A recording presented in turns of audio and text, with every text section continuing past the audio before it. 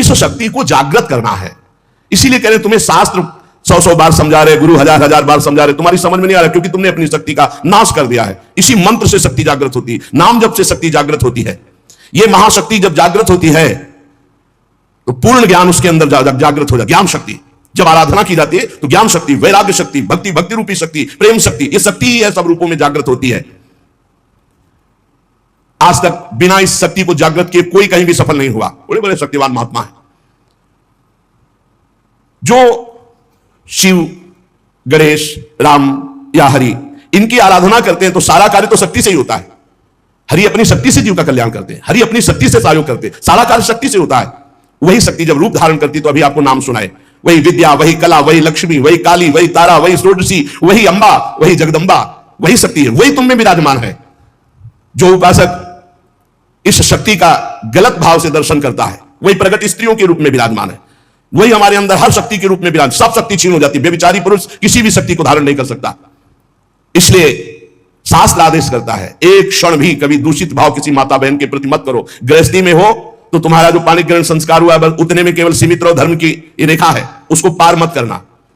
जब बुद्धि भ्रष्ट हो जाती है तो वो तामसिक पूजा प्रारंभ करता है, तामसिक आचार करता है, जो सीधे नरक ले जाने वाला है। ये तामसिक आराधना करने वाला तामसिक वस्तुओं के द्वारा जब सेवा करता, सोचता है कि मैं बहुत बड़ी उपासना कर रहा हूं, मांस अर्पित करना, मदिरा अर्पित करना, इन गंदी वस्तुओं का, तामसिक वस्तुओं का जगत जननी से, शक्ति से कोई संबंध नहीं है। जहां यह बात आती है शक्ति जागृत सबको करना पड़ता है, मंत्र में शक्ति विराजमान है, तो शास्त्रों का रहस्य है। शास्त्र आदेश करते हैं कि पशु बलि देनी चाहिए, पशु बलि। तो यहां पशु कौन है? जो इंद्रियों में पशुता है और जो जनेंद्रिय में पशुता है, इस पशुता की बलि देने की बात कही गई है। जिह्वा का मुख्य कार्य है पवित्र भोजन करना, पर जो अपनी शक्ति को खोकर मनमानी भोजन करते हैं, जनेंद्रिय का कार्य है मैथुन करना। जो एक सीमा में न रहकर मनमानी व्यभिचार करते हैं, तंत्र शास्त्र कहता है इसकी बलि, ये पशुता है, इस पशुता की बलि दो कि आज से मैं नियम लेता हूं, हे जगदंबा आपके सामने सात्विक आहार करूंगा, कभी असत आहार नहीं करूंगा। आज से मैं गृहस्थ हूं तो अपनी पत्नी से केवल धर्मानुसार संतान उत्पन्न करने के लिए, अन्यथा मैं आजीवन संयम से रहूंगा। यह बलि देने की बात कही गई है। जो काम की लिप्सा है उसका नाश करो। जो स्वाद की, ये दो इंद्रियां बड़ी प्रबल है, जनेंद्रिय और रसेंद्रिय। परमार्थ में चलने वाले को अपनी दैवी संपदा जागृत करने के लिए इन दो की बलि देना ही पड़ेगा, जबान के स्वाद की और जनेंद्रिय के भोग की। इस पशु बलि के अतिरिक्त पराशक्ति को कहीं भी ऐसा नहीं लिखा कि अन्य पशुओं की बलि चढ़ाई जाए। जिह्वा पशु की बलि चढ़ाओ, मतलब जिह्वा काटना नहीं है, जिह्वा की रसेंद्रिय में सात्विक भोग केवल ले जाना है, रजोगुणी तमोगुणी भोजन नहीं पाना है। और ये जो अज्ञानी जन नहीं जानते हैं, ये भोले वाले पशुओं की बलि करते हैं, सोचते हैं कि मां प्रसन्न हो जाएगी, शक्ति जागृत हो जाएगी। और जो जनेंद्रिय को संयम में रखता है, समस्त चराचर जगत की जितनी भी स्त्रियां हैं सबको जगदंबा का स्वरूप मानता है, भगवती की शक्ति उसके अंदर जागृत हो जाती है। विद्या समास्ता स्तव देवी भेदा स्त्रिया समस्ता सकला जगत्सु। जितनी विद्याएं भेद से सब हे जगदंबा आप ही हैं, और जितनी माताएं हैं वो सब छोटी बड़ी सब हे जगदंबा आप ही हैं। जो गृहस्थाश्रम का व्रत धारण किए हुए पितृ ऋण से मुक्त होने के लिए, केवल संतान उत्पत्ति के लिए अपनी पत्नी से सहवास करते हैं और निरंतर भगवत भजन करते हुए संयम से चलते हैं, उनको भी ब्रह्मचारी ही कहते हैं, उपासक ही कहते हैं। अन्यथा जगन माता की तरफ यदि काम दृष्टि से देखा तो वो संहार शक्ति भी है, तुम्हारे अंदर की साधना, देवी संपदा सबका नाश हो जाएगा। किसी भी माता बहन की तरफ काम दे, वो तुम्हारी भोग्य वस्तु नहीं है। अगर असावधानी की तो आपकी आंतरिक शक्तियां आपको छोड़ देंगी, फिर आप पतित हो जाएंगे। ये मोक्षदायिनी शक्ति है यदि सही भाव से चला जाए। उपासक इस मार्ग में, भगवत मार्ग में बलिदान जरूर देना होता है, बलि देनी ही होती है। बहुत सावधानी से सुनना, यहां अपने भोग वासना की बलि देनी होती है। जो भोगों में फंसा हुआ है उस वृत्ति की बलि देनी होती है। ये मां के नाम पर मां की ही संतान और उसका गला काट करके, ऐसी बलिदान की कहीं शास्त्रों में आज्ञा नहीं की गई। मां को हर संतान अपनी उतनी ही प्यारी होती, चाहे वो मूर्ख क्यों ना हो। तो जगन माता, जगदंबा, दिव्य शक्ति, इनके बिना तो कुछ है ही नहीं। त्याग शक्ति, वैराग्य शक्ति, ज्ञान शक्ति, भक्ति शक्ति, प्रेम शक्ति, यही सब स्वरूपों में प्रकाशित है। जो मूर्ख मां के प्यारे बच्चे की मां के सामने बलि चढ़ाता है, मां उसके धन, जन, बुद्धि, बल, ऐश्वर्य, सत्ता, इस सब का नाश कर देती है। ध्यान देना, ये जो मुर्गा मुर्गी बकरा बकरी माता के सामने चढ़ाते हैं कि मां प्रसन्न हो जाएगी। दीनहीन दुखी उस पशु को जो कुछ नहीं कर सकता है, तुम मां की कृपा प्राप्त करने के लिए मां के सामने मां के बच्चे को मारकर मां को वो खून चढ़ाकर तुम जानते हो मां प्रसन्न हो जाएगी? तो स्पष्ट लिखा है तुम्हारा सारा धन जन बुद्धि बल ऐश्वर्य सत्ता सबका नाश कर देगी वो मां, क्योंकि तुम उसके खिलाफ कार्य कर रहे हो। मां कब प्रसन्न होगी?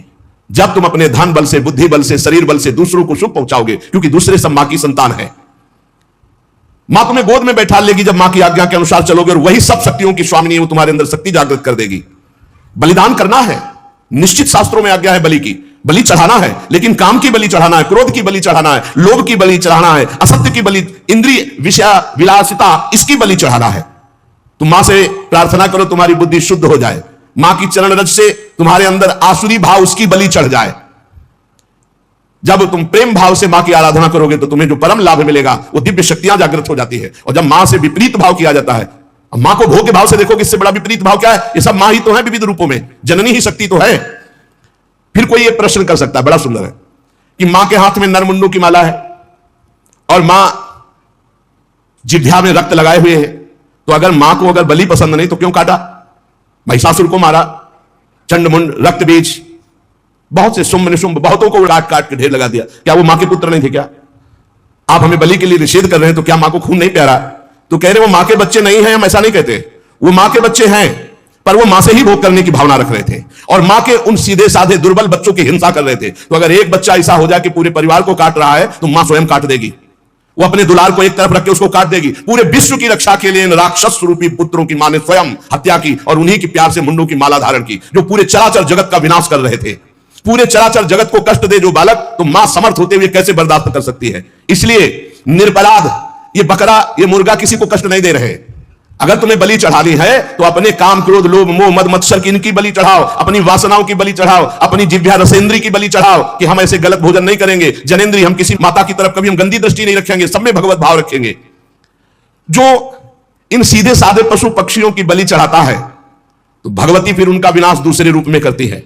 इसलिए उपासक किसी भी तरह से कोई आसुरी प्रवृत्ति वाली उपासना न स्वीकार करे, कोई आसुरी प्रवृत्ति वाले आचरण न करे, किसी भी शक्ति को मंजूर नहीं। शक्ति सबको चाहिए, चाहे किसी भी मार्ग में चलने वाला हो, शक्ति सबके अंदर जागृत होती, बिना शक्ति के एक कदम नहीं चल सकता। पशु बल, मानव बल, असुर बल, देव बल, ये ईश्वरी शक्ति के आगे नहीं, सब ईश्वरी शक्ति के अंतर्गत है। जब पशु बल बढ़ता है तो यही शक्ति जागृत होकर उसका नाश करती है। जब मानव बल बढ़ता है आसुरी प्रवृत्ति से तो यही शक्ति उसका नाश करती है। जब असुर बल बढ़ता है तो यही शक्ति नाश करती है। जब देव बल बढ़ता है और असुर भाव को प्राप्त होता है तो उसका भी विनाश यही शक्ति करती है। महिषासुर विशाल पशु बल, तो भगवान की शक्ति ने महान दुर्गा रूप धारण करके काट के फेंक दिया महिषासुर को। मानव बल जैसे कौरवों में बढ़ा, मानव बल जैसे बाणासुर में बढ़ा, मानव बल शास्त्राबाहु अर्जुन में बढ़ा, परशुराम की शक्ति ने काट के फेंक दिया। श्री कृष्ण शक्ति ने बाणासुर को सीमित कर दिया, श्री कृष्ण शक्ति ने कौरवों का विनाश कर दिया। मानव बल जब अपनी मर्यादा से कोई बल बढ़ता है तो भगवान की दिव्य शक्ति उसका शासन करती है। जैसे रावण का असुर बल बढ़ा, भगवान ने रावण को कुल रोवन हारा। जब इंद्र देवता का दैव बल बढ़ा तो गिरिराज जी उठाकर सारा बल उनका चूर कर दिया, घमंड चूर कर दिया कि मैं देवराज हूं। ईश्वरीय शक्ति चारों तरफ से आपको घेरे हुई है। आप साधारण नहीं है, आप भगवान के अंश है। आप मर्यादा से चलेंगे, आप सत्य मार्ग में चलेंगे तो आपके अंदर ईश्वरीय शक्ति जागृत होगी, और असत्य मार्ग में तो वही ईश्वरीय शक्ति आपका विनाश कर देगी, ऐसी जगह ले जाएगी कि आपका नाश हो जाएगा। इसलिए आप अपनी शक्ति का जागरण करें, ना कि अपना नाश अपनी ही शक्ति से करवावे। यही बुद्धि शक्ति, या देवी सर्वभूतेषु बुद्धि रूपेण संस्थिता नमस्तस्यै नमस्तस्यै नमस्तस्यै नमो नमः। यही दैवी शक्ति आपको गलत सलाह दे देगी। जब आप गलत आचरण में जाओगे, अधर्म आचरण करोगे तो बुरी दशा आने के पहले बुद्धि बदली जाती है। जाका विधना दारुण दुख दीन ताकि मति पहले हर ली। मति माने बुद्धि का अपहरण हुआ, जीव का नाश हो गया। इसलिए श्रीपाद प्रबोधानंद जी कह रहे तुम्हारे अंदर शक्ति है कोटि भीर्न शास्त्र गुरु करोड़ों करोड़ों बार समझा रहे, तुम्हारी समझ में नहीं आ रहा। तुम खलु लोक निंदा सतई, 100 बार तुम्हारी निंदा हो रही, ऐसे आचरण करते फिर भी तुम्हारी समझ में नहीं आ रहा। महान अदृष्ट भीर नहीं विपत्ति सौखेर नहीं। अब महाविपत्ति आने वाली है, अब क्या करोगे? क्योंकि जो तुमने कर्म किया वो तुम्हें भोगने पड़ेंगे।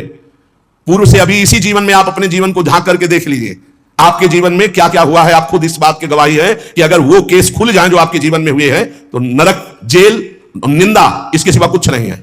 आज भगवान की कृपा हुई कि सबको ढक करके तुम्हें उत्तम मार्ग में चलाने के लिए भगवान अवसर मिल गया है। अब तो होश में हो जाओ। श्रीपाद कह रहे हैं लेस मात्र कहीं भी सुख नहीं है, यह धर्माचरण तुम्हें महान दुख प्रदान करेंगे। हाय हतभाग्य, फिर भी वो कामांध होकर दूसरी माताओं की तरफ भोग दृष्टि से देख रहा है। मनागपि नोत्सहे हतमनो युवत्या हृतम निरोधभूत मत ईदृशम किम वितासे वृंदाटवी। कैसे वृंदावन तुम्हारा कल्याण कर देगा, कैसे तुम्हारा वृंदावन रक्षा कर देगा यदि वृंदावन में माताओं बहनों के प्रति तुम काम दृष्टि रखोगे। हाय हाय, हजारों बार करोड़ों बार गुरु समझा रहे, शास्त्र समझा रहे, फिर भी तेरी समझ में नहीं आ रहा। और मैं स्वयं कह रहा हूं कि लेस मात्र सुख इसमें नहीं, श्रीपाद कह रहे, मैं स्वयं कह रहा हूं कि लेस मात्र इसमें सुख नहीं, फिर भी तू माताओं बहनों की तरफ काम दृष्टि, दोष दृष्टि, भोग दृष्टि रख रहा है। कैसे तुम्हें वृंदावन रक्षा करेगा, कैसे तुम्हारे वृंदावन हृदय में प्रेम प्रकाशित करेगा जब बार बार शास्त्र आज्ञा और गुरु आज्ञा का उल्लंघन कर रहे हो। जरी हरति स्वांतम हरि हरि युवत्यादि विषयो नरी नर्त्याक्रम्य त्वतिशिरसि माया भगवतः वरीवर्तीत्याशा चिरमिहितु वृंदावन वने न जाने राधाया कथम्यु चरी करती करुणया। हे हरि मेरी रक्षा करो, मेरी रक्षा हरि ही रक्षा कर सकते। हे हरि मेरी रक्षा करो। हे भगवान, आपकी माया मेरे सिर पर सवार होकर बार बार मुझे खींच रही है। ऐसा सबके हो रहा है। हे भगवान, ये आपकी विचित्र माया मेरी बुद्धि में सवार होकर, खोपड़ी में सवार होकर बार बार खींच रही है। मैं श्री वृंदावन धाम वास करता हूं, आशा रखता हूं इसी जन्म में भगवत प्राप्ति हो, पर क्या श्री जी की करुणा हमारे ऊपर नहीं हो रही जो हमारी बुद्धि माया खींच रही है। हे वृंदावन धाम, हे हरि, हे किशोरी जो करुणा करो, ऐसी कृपा कर दो कि मेरी बुद्धि, सबसे ज्यादा आक्रमण इसी का होता है, द्वितीय आक्रमण कंचन का, और तृतीय आखिरी आक्रमण होता है नाम हो जाए, कीर्ति हो जाए। इन तीन से जो बचा ले जाए वो भगवत प्राप्ति। कैसे बचे, अब उपाय बता रहे हैं। राधा कीर्ति सुधा रसेन रसना रात्रिं दिवं पूर्यताम श्री वृंदा विपिने तदीय पदयो कैंकर्य में वार्थताम। रात दिन प्रियाजू का नाम जप करो, राधा राधा राधा। रात दिन रसना से श्री स्वामिनी जी के पदों का गायन करो, उनकी कीर्ति उसमें विराजमान है। सुंदर सुंदर पद है चतुरासी जी के, अर्थों की तरफ मत जाओ, अर्थ तो स्वयं प्रकाशित होगा। एक बार श्री सदगुरुदेव भगवान से वाणी जी के अर्थ के विषय में चर्चा की तो उन्होंने कहा जब तक साधक का पुरुष भाव है तब तक ज्यादा अर्थ पर ध्यान नहीं देना चाहिए। वाणी जी का गायन वनिता पुरुष भाव मिट जाए तब सेवे ललितादिक के भाई। चतुरासी जी महान सिद्ध औषधि है, काम वेदना को शांत करने के लिए अग्नि के समान है, संसार समुद्र से पार होने के लिए चतुरासी जी नौका के समान है। आराम से नाव में बैठ गए, खेवैया हरिवंश चंद्र जी ने पार कर दिया। भवजल निधि को नाव और काम पावक को पानी, और इतना ही नहीं, प्रेम भक्ति को मूल, मोद मंगल सुखदानी।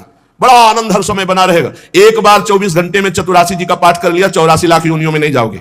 जब तक जियो रोज चतुरासी जी का पाठ करो तो छुट्टी 84 भ्रमंते निरखै जुगल किशोर, भगवत साक्षात्कार करा देगी चतुरासी जी। काम को जड़ से शांत कर देगी चतुरासी जी। चिंता मत करो, भव समुद्र से पार हो जाओगे और नवनिभृत निकुंज में सहचरी भाव की प्राप्ति हो जाएगी आपको। ये चतुरासी जी सहचरी भाव, सखी भाव की निश्चित प्राप्ति करा देती। जब आप अपने को सखी देखेंगे तो कहां काम, कहां क्रोध, कहां लोभ, कहां मोह, कहां मद। ये तो पुरुष भाव में दे, जब स्त्री भाव पुरुष भाव होता है तब काम विकार जागृत होता है। तो इसको कैसे नष्ट करें, बोले राधा कीर्ति सुधा रसेन रसना रात्रिं दिवं पूर्यताम। रात दिन राधा राधा रटो और चतुरासी जी का गायन करो, क्योंकि राधा कीर्ति से भरी हुई श्रीमद चतुरासी जी, 42 लीला, स्फुटवाणी, केलीमाल, ये सब महारस ग्रंथ हैं। श्री वृंदा विपिने तदीय पदयो कैंकर्य में वार्थताम। तदीय पदयो कैंकर्य, सदैव अंदर से भाव करो मैं प्रियाजू की सखी हूं, मैं प्रियाजू की दासी। ये तो वर्दी है ऊपर की, पोशाक है पुरुष भाव, आप पुरुष नहीं हो, सच्चिदानंद प्रभु के अंश हो। और उस अंश में जब भाव किया गया तो सहचरी भाव का स्वरूप, किशोरी मात्मानम किमे सुकुमार कले, अपनी आत्मा को किशोरी के स्वरूप में चिंतन किया गया तो किशोरी स्वरूप हो गए। ये जो निज मंत्र है, ये जो चतुरासी जी है, ये जो उपासना का भाव है, ये आपको सहचरी भाव सहज में प्रदान कर देगा। आपको ज्यादा अटकल लगाने की जरूरत नहीं, बस साधन में लगे रहिए। श्री वृंदा विपिने तदीय पदयो कैंकर्य में वार्थताम। अरे दिन में एक बार तो सोचो कि मैं कौन हूं। सोचते आप सब दिन में एक बार तो सोचिए कि मैं कौन हूं, मैं श्री जी की हूं, मैं श्री जी की सहचरी हूं, मैं श्री जी की दासी हूं। धैर्यम स्वर्णमयी सितुर्नव वयोरूपा श्रिया हारताम। स्वर्णमयी जिनकी अंग कांति है वो मेरी प्राणेश्वरी श्री किशोरी जू। 9 वयस अवस्था है, मुकुलित वह 9 किशोर, और हम उन्हीं के समीप सेवा सौंद लिए हुए वैसे ही रूप है। प्रियाजू का प्रतिबिंब स्वरूप सहचरियां है। एक सहचरी का सौंदर्य ऐसा है कि करोड़ लक्ष्मियों को आश्चर्यचकित कर दे। लक्ष्मी कोटि विलक्षण लक्षण रसल लीला किशोरी सतई राराध्यम ब्रजमंडलेति मधुरम राधा भिदानो। ऐसा सौंदर्य श्री स्वामी जी की सखियों का, तो वो हमारा स्वरूप है, वही हमारी आत्मा है। जहां वो सहचरी वपु से अपनी स्वामिनी जी को नजदीक देखता है तो बोले प्रेमाश्रुत पुलकादिभाव विभव व्यक्त्या जगत तार्यताम। बाहर से पुरुष या स्त्री शरीर है, अंदर से अपने को अपनी स्वामिनी जी के समीप भाव देश से जहां देखा तो प्रेमाश्रुत पुलकादिभाव विभवैर दिव्य भाव, अश्रु प्रवाह चल रहा है। आंखों के सामने प्रिया प्रीतम है, आंखों से अश्रु बह रहा है। गदगद सुर नैना सजल दंपति रस रहे भीन ईगत वृंदा विपिन में फिरे प्रेम तल्लीन। श्रीपाद कह रहे जगत तार्यताम, वह महापुरुष संपूर्ण जगत को परम पद दिलाने की सामर्थ्य रखता है, जो प्रियाजू के समीप हर समय अपने भाव दे से रहता है। अश्रु प्रवाह हो रहा है, पुलकित हो रहा है, गदगद कंठ से उनकी कीर्ति का गान कर रहा है। सातरत सा लोकांतारयति अतिरस विवशम किशोर युग्मम द्रुत नव कांचन नील रत्न रोचि सुई मलवर भाव मूर्ति वृंदा विपिन निकुंज गृहोदरे चकास्ति। पर यह भाव अनन्यता से आता है, अपने इष्ट के अनन्य हो जाना, सर्वत्र अपने इष्ट को देखना और अपने इष्ट में अनन्य भाव आ जाना। इतना तो समझना यह है कि भगवान एक हैं, प्रभु एक हैं, दो नहीं। बोले हमारे तो प्रिया प्रीतम दो हैं, ये भी एक ही है। रसोया परमानंद एक एवं द्विधा सदा, एक ही परमानंद रस रूप धारण किया, प्रिया और प्रीतम का रूप। ये नवल किशोरी नवल किशोर, दो तन एक प्राण एक मन एक रुचि एक स्वभाव एक तत्व और दो स्तन धारण किए हुए हैं। सत्य दो नहीं होते, एक ही होता है। वो विभिन्न रूपों में प्रकाशित हो सकता है पर होता एक ही है। वो अलग अलग दिशा में अलग अलग रूपों में अलग अलग नामों में प्रकाशित हो गया। जैसे हमारे यहां हित तत्व ही वृंदावन, हित तत्व ही खगमृग पशु पंछी, हित तत्व ही लता वृक्ष औषधि, हित तत्व ही प्रिया प्रीतम, हित तत्व ही सहचरी। हित के सिवा, प्रेम के सिवा कुछ नहीं। प्रेम प्रिया प्रीतम, प्रेम वृंदावन, प्रेम लता पता, खगमृग पशु पंछी, रजरानी यमुना रसरानी, सब प्रेम, प्रेम तत्व के सिवा, ये सब प्रेम के नाम है। इस मार्ग में चलने वाले उपासक को स्थूल बुद्धि का त्याग करना होता है। स्थूल बुद्धि में क्या आता है, ये स्त्री है, पुरुष है, जड़ है, चैतन्य है, ये अच्छा है, बुरा है। सूक्ष्म बुद्धि क्या देखती है, क्योंकि प्रेम सूक्ष्म तरम है। सूक्ष्म बुद्धि ना स्त्री देखती, ना पुरुष देखती, ना क्रिया देखती, वो सब के अंदर बैठे हुए प्रभु को देखती। सब में मेरे राधा वल्लभ लाल विराजमान, सर्वान वस्तुतया निरीक्ष परम स्वाराध्य बुद्धिर्मम। खास परमार्थ का साधक इस बात को जरूर स्वीकार करता है कि सब में मेरे प्रभु विराजमान है। इसलिए वो किसी की निंदा नहीं करता, किसी का खंडन नहीं करता, पर अपने इष्ट को सबसे श्रेष्ठ मानता है। यह हर उपासक को चाहिए। गुरु प्रदत्त इष्ट देव में सर्वोपरि भावना, किसी का खंडन नहीं, किसी को नीचा नहीं दिखाना, किसी की निंदा नहीं करना, पर इष्ट हमारा हमारे लिए सर्वोपरि है, ऐसा भाव। चाहे वो राम उपासक हो, शिव उपासक हो, कृष्ण उपासक हो, जगदंबा उपासक, अपने इष्ट को सर्वोपरि मानना और किसी के भी इष्ट की निंदा ना करना और उसको नीचा ना दिखाना, अपने लिए अपने इष्ट को सर्वोपरि मानना। यह भावना इतनी जोर की होनी चाहिए कि अपने इष्ट के सिवा और कुछ रह ही ना जाए पूरी सृष्टि में। उत्तम के बस असमन माही, सपने हूं आन पुरुष जग नाही। एक बार गोस्वामी तुलसीदास जी वृंदावन आए, प्रातःकालीन वेला अपनी नित्य दिनचर्या करके निकले दर्शन करने के लिए। तो श्रृंगार में जिन ठाकुरों के दर्शन किए तो सब में मुरली, मोर मुकुट, ललित त्रिभंगी, पार्श्व में श्री राधा किशोरी। प्रणाम किया, कहा कहूं छवि आज की भले बने हो नाथ, नाथ आप ही हो, मुझे पता है बहुत सुंदर हो, प्रियाजू के साथ विराजमान हो, पर महाराज मेरे मन में पूर्ति नहीं हो रही, दर्शन की पूर्ति नहीं हो रही। जो प्यास है वो मेरी तृप्ति नहीं हो रही। मैं देख रहा हूं सांवले सलोने आप मेरे ही प्रभु हो, गोरी प्रियाजू आप मेरे ही हो, मुझे कोई संशय नहीं है, पर यह रूप हमारी तृप्ति का कारण नहीं। देख लो इष्ट निष्ठा, जबकि जड़ चैतन्य को सबका बोध है, गोस्वामी जी को। प्रभु जब मैं आपके कर कमल में मुरली देखता हूं और मयूर पिच्छ मस्तक पर देखता हूं और सीधे खड़े होने की जगह 3 जगह से टेढ़े ललित त्रिभंगी देखता हूं, बड़ा सुंदर रूप है, मुझे तृप्ति नहीं हो रही। तुलसी मस्तक तब नवे जब धनुष बाण हो हाथ, साष्टांग दंडवत तो तब करूंगा जब मुरली की जगह सारंग धनुष हो और टेढ़े की जगह सीधे हो जाओ और राजमुकुट चक्रवर्ती सम्राट का धारण किए हुए। प्रभु मैं जानता हूं भले बने हो नाथ, मेरे ही नाथ हो, कोई अंतर नहीं, पर मैं साष्टांग दंडवत तभी करूंगा। जिस मंदिर में जाते हैं वहीं प्रिया प्रीतम, तो वृंदावन है, यहां तो ढाक पात सब जगह राधा राधा राधा राधा, कृष्ण कृष्ण, ये तो प्रिया प्रीतम का महल है। तुलसीदास जी महाराज बड़ी एकाग्रता से विनय अंदर से किए। फिर जब देखा एक क्षण में वही भगवान, मुरली अंतर ध्यान हो गई, हाथ सीधे हो गए उसी छवि में, और सारंग धनुष, राजमुकुट और प्रियाजू सियाजू। मुरली मुकुट दुराय के नाथ भये रघुनाथ, तत्काल सियारा बजे साष्टांग दंडवत की जय जय प्रभु जय। इतने बड़े महापुरुष ने यह सिद्धांत स्थापित किया, यद्यपि प्रभु आप ही हो, कहा कहूं छवि आज की भले बने हो नाथ, पर तुलसी मस्तक तब नवे जब धनुष बाण हो हाथ। ऐसे अपने इष्ट देव की निष्ठा होनी चाहिए, आप ही हो प्रभु, लेकिन नाथ हमारे हृदय को तृप्ति जब होगी जब हमारे रघुनाथ जी के रूप में आप दर्शन दो। ऐसे ही अपने एक प्रसंग आता है रसिक अनन्यमाल में, हरिदास जी उनका नाम, शायद हरिदास तुलाधार नाम था, जो जगन्नाथ जी के संतों के दर्शन के लिए यात्रा कर रहे थे, तो रास्ते में देखा एक गाय पर आक्रमण किया सिंह ने। रसिकनंद माल में चरित्र है। उन्होंने तत्काल संकल्प किया, मन वचन कर्म से यदि मैं भगवान का भक्त हूं तो मैं अपने सामने एक गौ हिंसा नहीं देख सकता। तो उन्होंने सिंह को कहा कि प्रार्थना है, रुक जाइए आप। भजन के प्रताप से सिंह रुक गया। भजन का बहुत बड़ा बल होता है। और कहा मुझे खा लीजिए, लेकिन गाय को नहीं खाने देंगे हम। आप कृपा करो, मैं नहीं कहता कि आप अपना पेट ना भरो, मांसाई से पेट भरो, लेकिन मुझे खा लो। सिंह ऐसी दृष्टि से मानो देखा उनके हृदय में आया कि अच्छा मैं बूढ़ा हूं, तुम्हारा पेट नहीं भरेगा, तो मेरे जवान लड़का, बस मुझे कुछ समय दीजिए, मैं लौट के जाता हूं, अपने पुत्र को साथ लेके आता हूं, वो हष्ट पुष्ट जवान है और मैं दोनों को खा लेना, गाय मत खाओ। भजन का बड़ा प्रभाव होता है। सिंह शांत हो गया। वो लौट के आया, अपने पुत्र से कहा मैं वचन दे के आया हूं सिंह को, वो गाय को खा रहा था, अब आप चलो और हम दोनों को खाएगा, उसका पेट भर जाएगा। ये देखो धर्मात्मा पुरुष की संतान, उनका पहली बात तो पिता आज्ञा का पालन होगा और दूसरी बात गौ रक्षा के लिए हमारे प्राण जाएंगे। आज हमारा जन्म धारण करना सार्थक हो गया और पिताजी चलो आगे आगे वो चलने लगा। जब वहां पहुंचे, प्रार्थना की, बिल्कुल वैसे सिंह बैठा था, गाय जा चुकी थी। प्रार्थना की, मुझे खा लो और मेरे बेटे को खा लो। बड़े जोर से गुर्राया सिंह, दहाड़ा, आंख मूंद के बैठ गए। थोड़ी देर देखा कि आक्रमण ही नहीं हुआ, तो जब देखा तो शंख चक्र पद्म गदा धारण की हुई भगवान नारायण। तो उनका अच्छा परीक्षा ली जा रही थी। प्रणाम किया और कहा प्रभु आप, और उदास हो गए। तो उनका तुम प्रसन्न होते हुए भी उदास कैसे हो गए? बोले प्रभु मेरे नेत्रों को बांध पड़ गई है, निकष कुंज ठाढ़े भये, हरिवंश महाप्रभु के शिष्य थे, निकष कुंज ठाढ़े भये भुजा परस्पर हंस, श्री राधा वल्लभ मुख कमल निरख नयन हरिवंश। मैं जानता हूं मेरे ही प्रभु पर मुझे प्रसन्नता नहीं, अगर मुझे प्रभु प्रसन्नता देना चाहते हो तो उसी वहां तत्काल जो शंख चक्र गदा पद्म धारण किए भगवान नारायण थे, अंतर ध्यान हो गए, वही तत्व है ना, तत्काल प्रिया प्रीतम के रूप में नेत्र शिर आ गए। एक प्रसंग आता है प्रियालाल ब्रजलीला के अंतर्गत एकांतिक कोई वार्ता करना चाहते थे समस्त गोपी मंडल के मध्य में, तो अंतर्धान हो गए। पूज्य भाई जी श्री हनुमान प्रसाद पोद्दार जी ने लिखा है। अब सांकेतिक कुंज में जाकर लालजू विराजमान हो गए। प्रियाजू दूसरे मार्ग से उधर चली और गोपीजन दूसरे मार्ग से। गोपीजन वहां शीघ्र पहुंच गई और देखा लालजू ने कि गोपियां आ गई, अब क्या करे, तो दो भुजा बढ़ा ली। भाई जी ने लिखा ब्रजलीला के अंतर्गत वही श्याम सुंदर है, पर दो भुजा बढ़ने का नजदीक गए, बस नेत्रों से प्रणाम किया और कहा हे भगवान नारायण हम पर कृपा करो, हमारे प्रीतम श्याम सुंदर मिल जाए, और आगे बढ़ गई। दो भुजा बढ़ा लेने से कोई प्रियता नहीं किसी गोपी के हृदय में।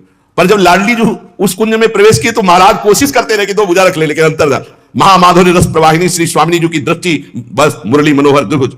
तो यहां अनन्यता, उपासक में जितनी अनन्यता आ जाएगी उतने इष्ट देव की समीपता का उसे अनुभव होने लगेगा। अब इस अनन्यता को हम कैसे प्राप्त करें, तो कह रहे नाम जप के द्वारा। भगवान नाम जप में इतनी सामर्थ्य है कि अन्य अन्य आश्रय, अन्य अन्य जगह जो गया हुआ मन है वो लौटकर अपने इष्ट में अनन्य हो जाएगा। भाई जी महाराज साधन बता रहे हैं, नाम जप, सब कुछ इसी से प्राप्त हो जाएगा, विश्वास कर लीजिए। तो लोग पूछते हैं कौन सा नाम जप करें, तो पहली बात है कि जो आपके गुरु ने नाम दिया है वो नाम जप करो। यदि आपने गुरु नहीं बनाया तो जो नाम आपको भगवान का प्रिय, गोपाल शास्त्र नाम में 1000 नाम है, विष्णु शास्त्र नाम में 1000 नाम है, रामकृष्ण हरि शिव, जो नाम आपको प्रिय हो नाम जप करो। वो आपको गुरु से मिला देगा, गुरु मंत्र दिलवा देंगे, वो आपको भगवत प्राप्ति का सब वही नाम करवा देगा। आप शुरू तो करो नाम जप करना। जिनको सौभाग्य से गुरु मिल गए हैं अपने गुरु के द्वारा दिए हुए नाम पर आसक्त हो जाओ। और मन का एक स्वभाव है, ये बगल में कुछ लेके चलने का स्वभाव है, गुरु से हटकर कुछ लेके चलने का, ये स्तोत्र ले लें, ये नाम ले लें, ये इसका स्वभाव है। इसी स्वभाव को हटाना है। गुरु ने कहा राम तो राम, गुरु ने कहा राधा तो राधा, जीवन उसी से आप देख लेना, सब कुछ प्राप्त हो जाएगा।